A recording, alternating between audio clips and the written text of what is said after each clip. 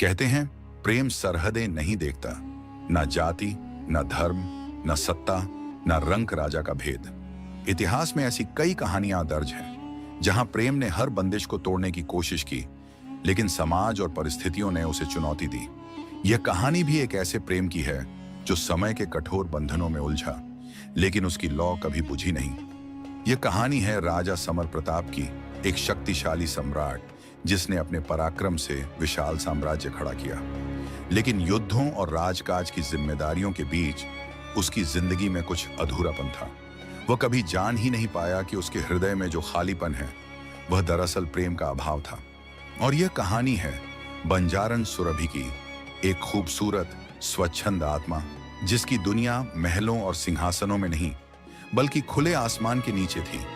वह जंगलों की हवाओं के साथ नाचती, अपने गीतों से पत्थर दिलों को भी पिघला देती। उसके कदमों में बेड़ियां नहीं थीं, उसकी आंखों में सपने थे, लेकिन उसे खुद नहीं पता था कि एक दिन उसका जीवन किसी राजा की प्रेम कहानी का हिस्सा बन जाएगा।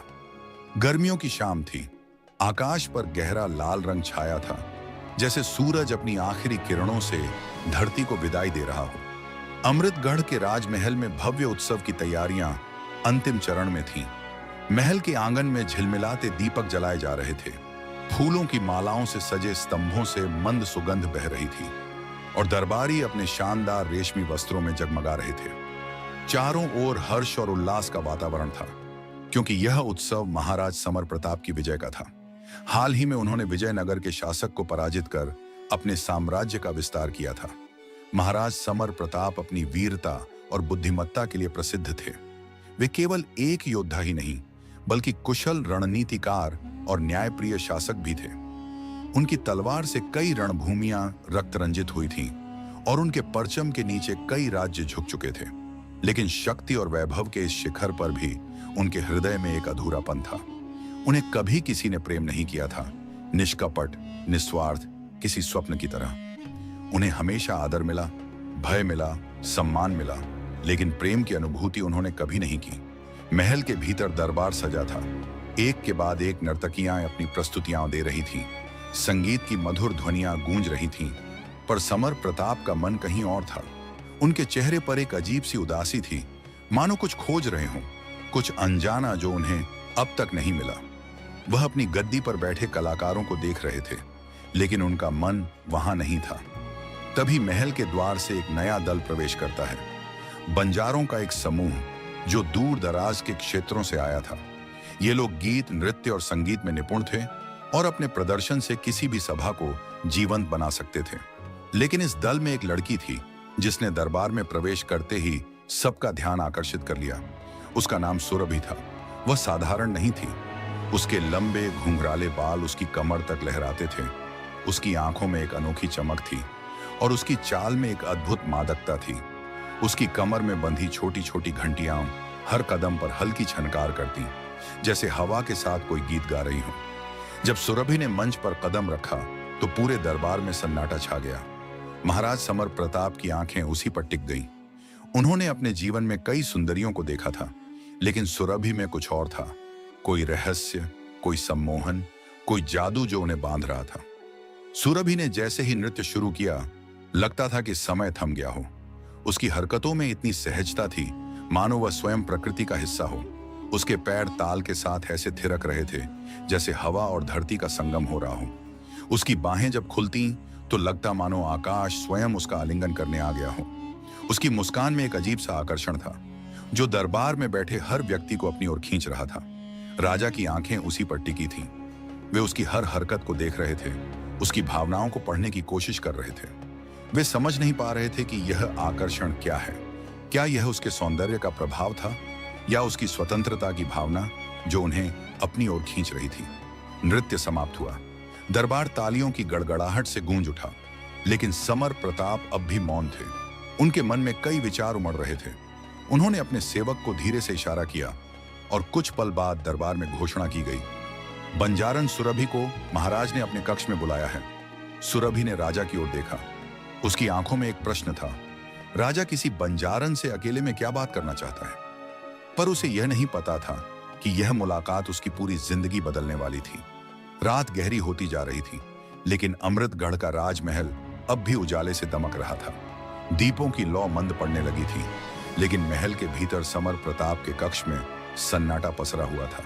हवा में गुलाब और चंदन की महक घुली हुई थी और महल की ऊंची खिड़कियों से चांद की हल्की रोशनी भीतर आ रही थी।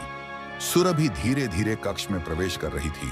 उसकी आंखों में न कोई भय था, न कोई झिझक। उसके कदम उतने ही आत्मविश्वास से भरे थे जितने किसी खुले मैदान में चलते समय होते थे।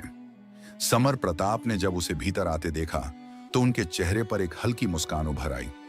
वह लंबे समय से किसी से प्रभावित नहीं हुए थे, लेकिन इस लड़की में कुछ था जो उन्हें अपने करीब खींच रहा था। तुम्हारा नृत्य अद्भुत था, समर प्रताप ने कहा। सुरभि ने हल्की मुस्कान के साथ सिर झुका लिया। हम बंजारों के लिए नृत्य सिर्फ एक कला नहीं, बल्कि हमारी आत्मा की अभिव्यक्ति है। यह हमारा जीवन है महाराज। समर प्रताप को उसके शब्दों में छिपी गहराई महसूस हुई। वह सिर्फ एक नर्तकी नहीं थी, बल्कि एक स्वतंत्र आत्मा थी जो किसी भी बंधन को स्वीकार नहीं करती थी। उन्होंने उसे गौर से देखा। उसकी आंखों में एक अलग चमक थी, मानो वह किसी बंदिश को तोड़ने के लिए ही जन्मी हो। तुम्हारा जीवन कैसा है सुरभि? राजा ने पूछा। सुरभि ने एक लंबी सांस ली और खिड़की से बाहर देखते हुए बोली, हमारे लिए हर दिन नया होता है महाराज। हम एक जगह से दूसरी जगह जाते हैं, नाचते हैं, गाते हैं और फिर आगे बढ़ जाते हैं। हमारे पास न कोई महल होता है, न कोई निश्चित ठिकाना, पर हाँ, हमारे पास आसमान की खुली छत होती है और धरती की असीम गोद। हम स्वच्छंद हैं। समर प्रताप उसकी बातों को ध्यान से सुन रहे थे।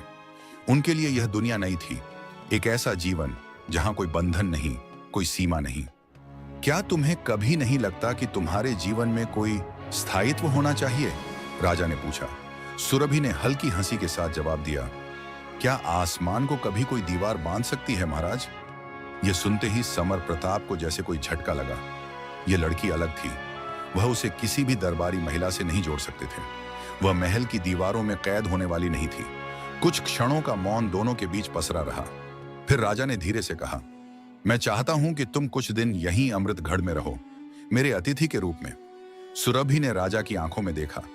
वहां कोई छल नहीं था, कोई स्वार्थ नहीं था। फिर भी यह प्रस्ताव उसके लिए असामान्य था। और अगर मैं इनकार कर दूं? उसने धीमे स्वर में पूछा। राजा मुस्कुराए। तो तुम स्वतंत्र हो जाने के लिए, लेकिन मुझे यकीन है कि अमृतगढ़ तुम्हें जरूर पसंद आएगा। सुरभि कुछ नहीं बोली, लेकिन उसके मन में हलचल थी। यह पहली बार था जब कोई राजा, जो युद्धों में अजेय था, एक बंजारण को रोकना चाहता था, लेकिन बंधन में नहीं, बल्कि खुले दिल से। रात बीत गई, लेकिन इस मुलाकात ने दोनों के मन में एक हलचल जगा दी थी। अमृतगढ़ में सूर्योदय हमेशा भव्य होता था।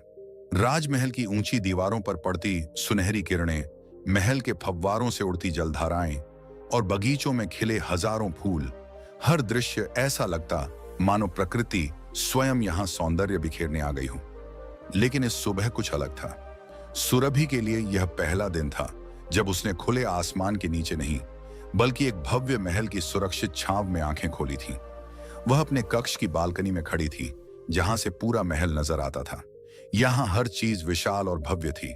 संगमरमर के फर्श, सोने से जड़ी दीवारें, रेशमी पर्दे, सुगंधित धूप और गूंजते मंत्र। लेकिन उसके मन में हलचल थी। क्या वह सही कर रही थी? क्या उसे यहां ठहरना चाहिए था? तभी उसकी सोच को बाधित किया राजमहल की सबसे प्रिय सेविका माणिकाबाई ने। वह राजा समर प्रताप की विश्वासपात्र सेविका थी और महल के नियमों से भली भांति परिचित थी।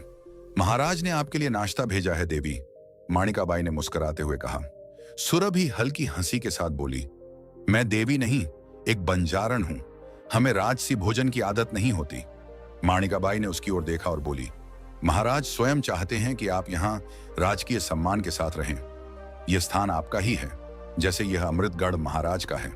सुरभि मुस्कुराई, लेकिन कुछ नहीं बोली। महल के आंगन में राजसभा की तैयारियां हो रही थीं। समर प्रताप पहले से ही वहां उपस्थित थे, लेकिन उनका मन अनमना था। बीती रात से ही उनके विचार सुरभि के इर्द गिर्द घूम रहे थे। वह सोच रहे थे कि एक बंजारण का जीवन कैसा होता होगा। क्या सच में खुली हवा में जीने की स्वतंत्रता किसी महल की दीवारों से अधिक सुखद होती है? उसी समय दरबार के बाहर हलचल हुई। सुरभि ने प्रवेश किया। वह अब भी अपने पारंपरिक बंजारों के वस्त्रों में थी। रंगीन घाघरा, झिलमिलाते चूड़ियों से भरे हाथ, कमर में बंधी छोटी घंटियां और सिर पर झुका हुआ लाल दुपट्टा। उसके भीतर वही आत्मविश्वास था, लेकिन इस बार उसकी आंखों में एक प्रश्न था। समर प्रताप ने उसकी ओर देखा। तुम्हें अमृतगढ़ कैसा लगा? राजा ने पूछा। सुरभि ने चारों ओर देखा। बहुत सुंदर, लेकिन मुझे एक सवाल पूछना है महाराज। राजा मुस्कुराए। पूछो। क्या यह महल आपको सच में स्वतंत्रता देता है?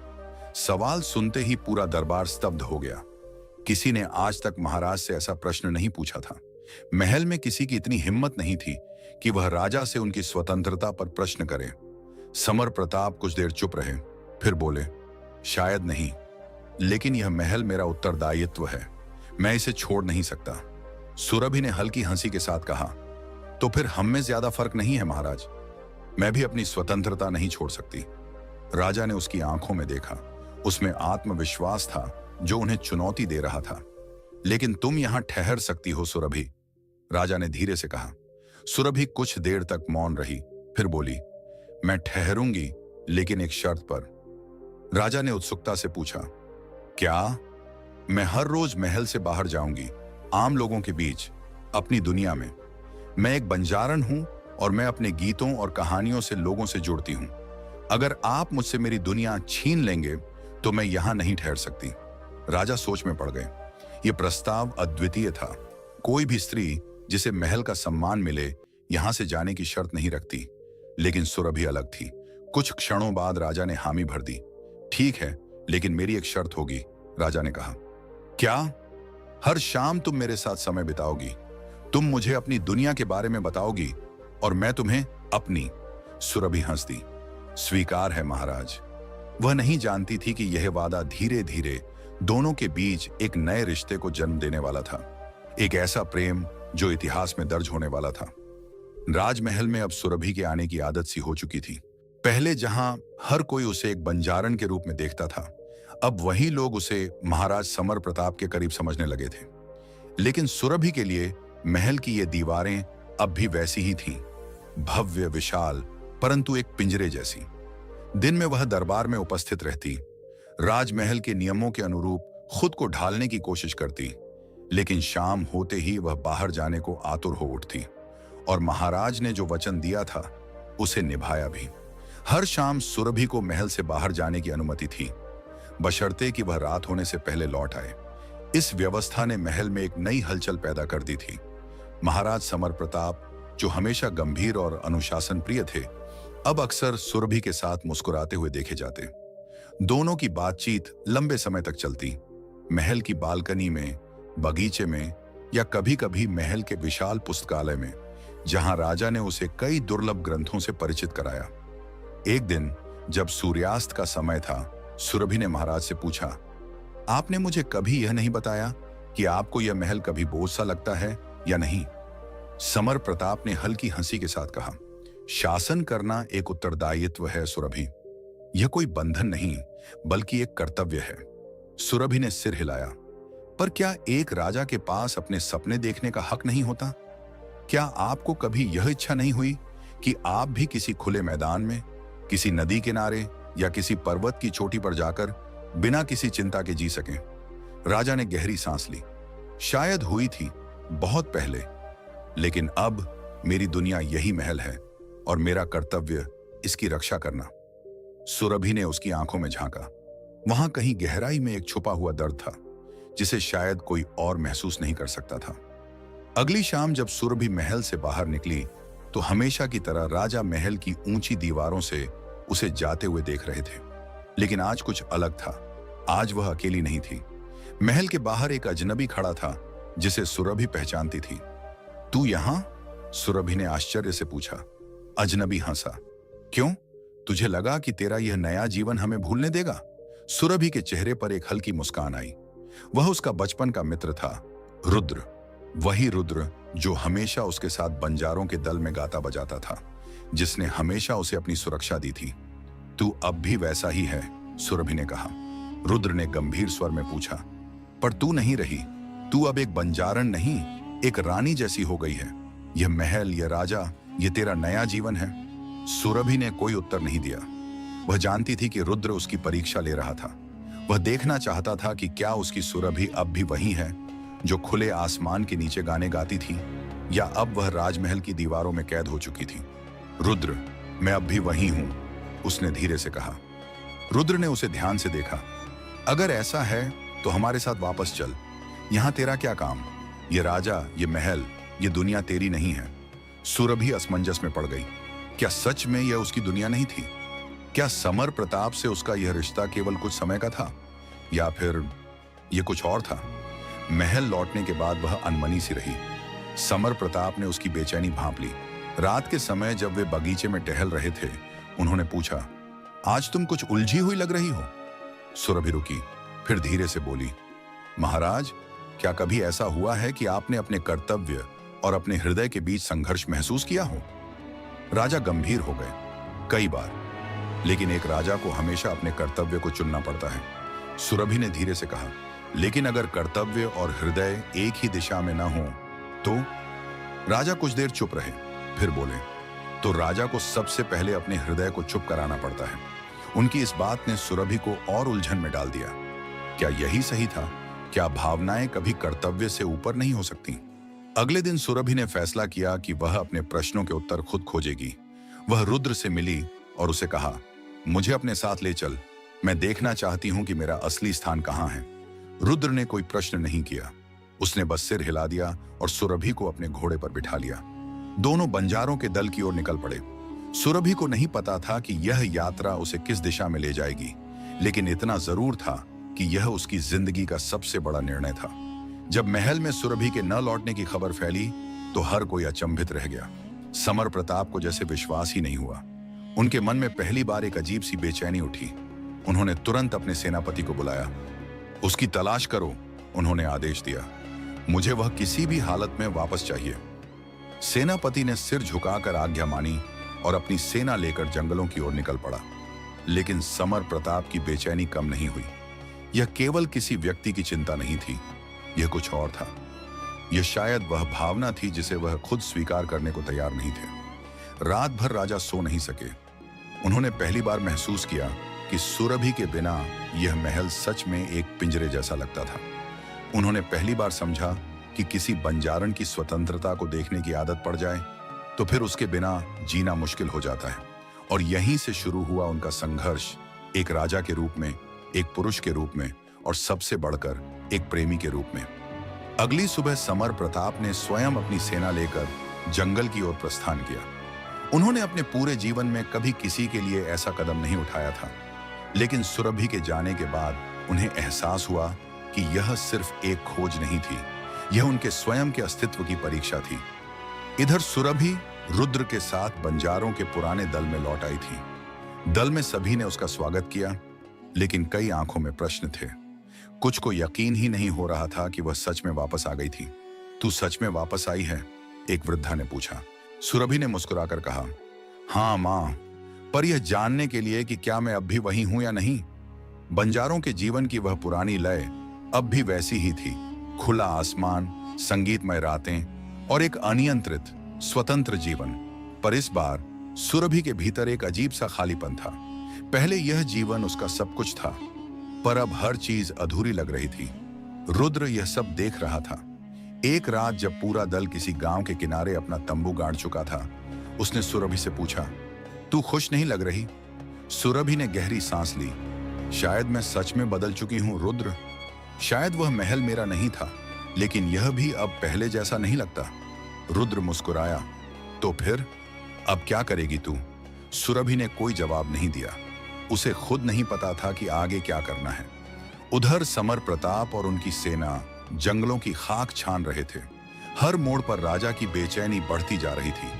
अचानक एक गुप्तचर भागता हुआ आया। महाराज, हमें पता चला है कि बंजारों का दल पास के गांव में ठहरा हुआ है। समर प्रताप को जैसे नई ऊर्जा मिल गई। उन्होंने अपनी सेना को वहीं रुकने का आदेश दिया और स्वयं अकेले गांव की ओर बढ़ चले। वह नहीं चाहते थे कि सुरभि को वापस लाने के लिए कोई जबरदस्ती हो। जब वह गांव पहुंचे तो उन्होंने दूर से बंजारों के तंबू देखे। एक जलती हुई अलाव के पास सुरभि खड़ी थी। उसके चेहरे पर चांदनी की हल्की रोशनी पड़ रही थी। समर प्रताप ने धीमे कदमों से आगे बढ़कर कहा, सुरभि। सुरभि चौंक कर मुड़ी। जब उसने राजा को देखा तो उसकी आंखों में कई भावनाएं उमड़ आईं, आश्चर्य, चिंता और शायद राहत।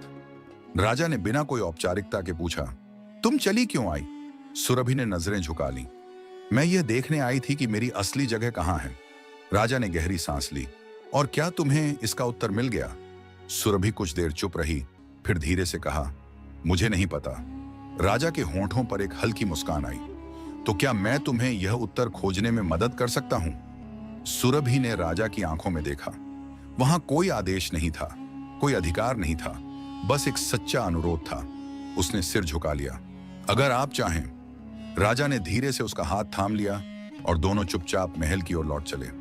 लेकिन इस बार यह एक राजकीय आदेश नहीं था, यह एक प्रेम की पुकार थी। लेकिन रुद्र को यह स्वीकारना मुश्किल हो रहा था कि सुरभि अब बदल चुकी है और महल लौट चुकी है। उसके मन में जलन और गुस्सा भर गया था। वह सोचने लगा कि कैसे वह उसे फिर से अपने पास ला सकता है। महल में सुरभि धीरे धीरे अपने नए जीवन में ढलने की कोशिश कर रही थी, लेकिन कहीं ना कहीं उसके भीतर एक अजीब सी बेचैनी बनी हुई थी। समर प्रताप उसे पूरा सम्मान और स्वतंत्रता दे रहे थे, लेकिन क्या वह सच में इस नए जीवन को अपनाने के लिए तैयार थी? रुद्र ने आखिरकार तय किया कि वह हार नहीं मानेगा। उसने बंजारों के कुछ भरोसेमंद लोगों को लेकर महल में गुप्त रूप से प्रवेश करने की योजना बनाई।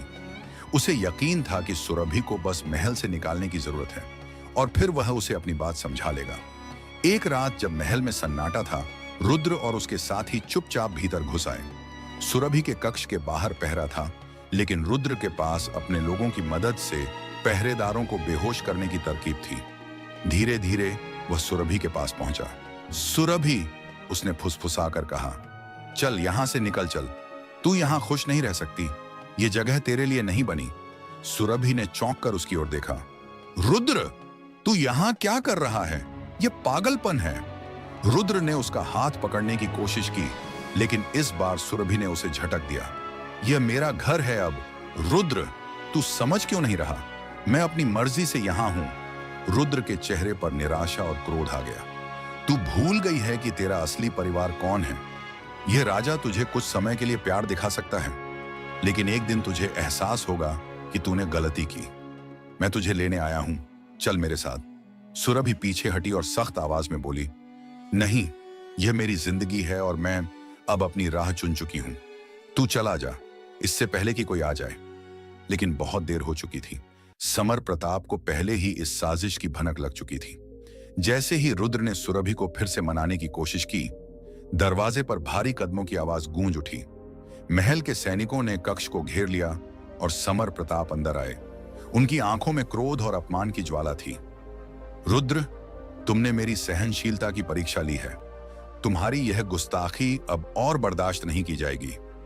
रुद्र ने एक आखिरी बार सुरभि की ओर देखा, लेकिन उसकी आंखों में कोई दया नहीं थी।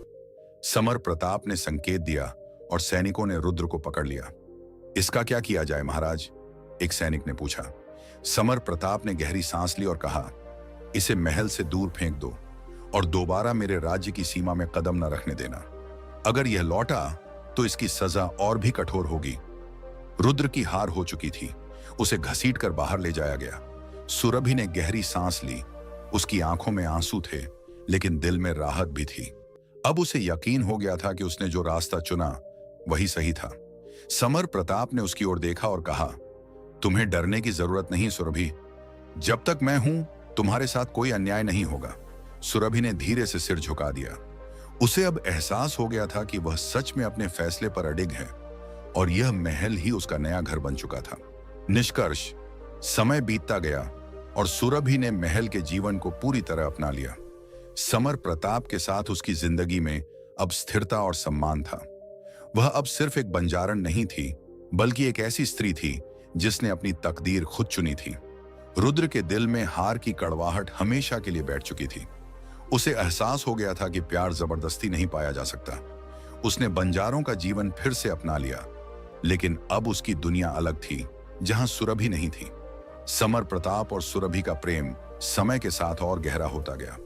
सुरभि को अब एहसास हो चुका था कि सच्चा प्रेम अधिकार जताने में नहीं, बल्कि एक दूसरे की स्वतंत्रता और सम्मान में होता है। इस प्रेम कहानी ने यह साबित कर दिया कि सच्चा प्यार वही होता है जो मजबूरी नहीं, बल्कि अपने निर्णयों की आजादी देता है। तो दोस्तों, अगर आपको यह कहानी पसंद आई हो तो इस वीडियो को लाइक शेयर जरूर करें। साथ ही ऐसी ही दमदार कहानियां देखना चाहते हो तो चैनल को सब्सक्राइब जरूर करें। धन्यवाद।